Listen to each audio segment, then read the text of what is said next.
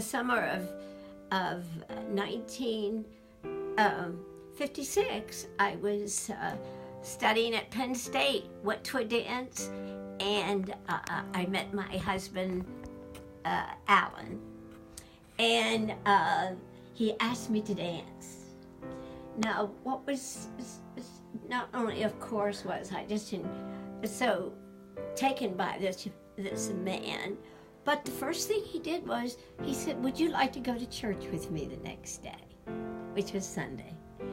So I was impressed. In fact, within a week, I called my mother and I said, "Mommy, this is the man I'm going to marry." It's the smartest thing I ever did. I never finished my summer course at Penn State, but who cares?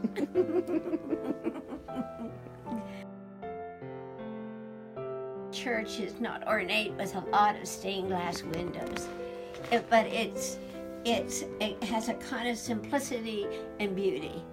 And of course, not only our lighted cross, which the artist created, and he was an art professor here, but a member of our church who is an engineer who installed it. So the lighted cross in the front is, to me, the most powerful, as well as I'd say the people, and then the music. Well, as you walk in, of course, looking around and seeing the plain wooden pews, the plain windows, and then you see the cross lit up. In fact, the light is such that at the very center is red, and then emanate out all the other colors, yellow, blue. So I'm sure that when they thought about this, the center of red has to do with the blood of Christ.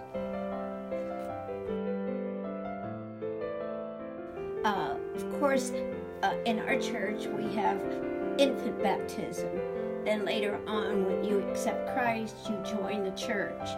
But an infant baptism has to do with the parents committing to that. And there's this wonderful picture which Sabrina has, showing her mom and dad with her sister, and they were Mary and Joseph and holding the baby Jesus. That is very important, seeing the baptismal place in the front. Music is just very important, and a family has given an organ to our church. Is probably the most has the most depth of any organ. In fact, our entire sanctuary, whether it was God ordained or what, but it's just, the sound is just perfect. I loved teaching Sunday school and was able to teach 3rd, 4th, and 5th grade Sunday school for about 15 years.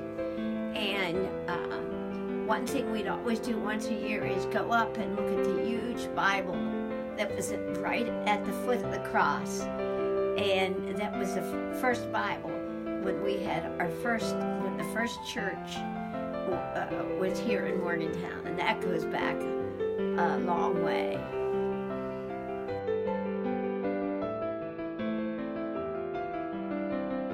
The church has encouraged dance in their programs, and we have the Presby dancers that have done so much in our church, and it has been so exciting. Sometimes we even incorporate the men into the dances. And the most recent one done was the Lord's Prayer.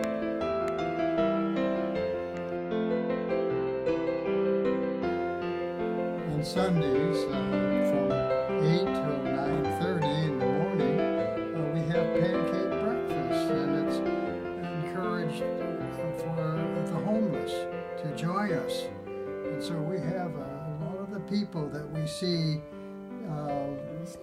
on the streets during the week that come in for this good breakfast, which includes scrambled eggs and orange juice, sausage, and whole wheat toast. Everything is good for the body and the soul, and a chance to meet these other people and talk about their lives. That's always exciting, and they warm up and smile. It's a happy time. Please remember Dick Feed, our pastor, saying, I don't really have to get up here and preach. All we'd have to do is just sing Jesus Loves Me. Well, Jesus Loves Me was written by Ann Warner, and she lived 1820 to 1915, which would be right in the, she died in 1915, right in the throes of World War I. But is there anyone who doesn't know that?